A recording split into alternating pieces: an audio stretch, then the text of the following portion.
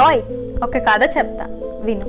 అతను కేవలం విజ్ఞానాన్ని నేర్చుకోలేదు, అతను విజ్ఞానాన్నే కళగా మార్చాడు.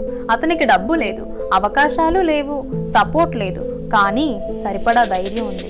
స్నేహితులు స్కూల్ తర్వాత ఆడుకుంటే అతను పేపర్లు అమ్మేవాడు. ఎందుకంటే అతని మనసులో ఒక మాట, నేను ఒకరోజు ఏదో అవుతాను.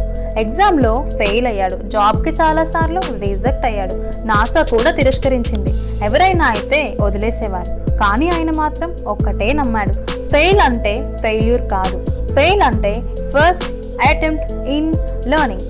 అతని కష్టం, అతని పట్టుదల ఒకరోజు ఇండియాని స్పేస్లోకి తీసుకెళ్ళింది. అదే SLV-3 లాంచ్. అది కేవలం లాంచ్ కాదు, ఇది ఇండియా కలలు ఆకాశంలో ఎగిరిన రోజు. తరువాత అతను ప్రపంచానికి ఇండియా శక్తి చూపించాడు.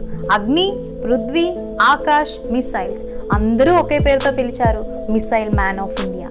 చివరికి ఓ పేపర్లు అమ్మిన బాలుడు ఇండియా ప్రెసిడెంట్ అయ్యాడు. అతని పేరు డాక్టర్ APJ అబ్దుల్ కలాం. అతని జీవితం చెప్పే ఒక మాట, డ్రీమ్స్ అంటే నిద్రలో చూసేది కాదు, డ్రీమ్స్ అంటే మనల్ని నిద్రపోనివ్వనిది.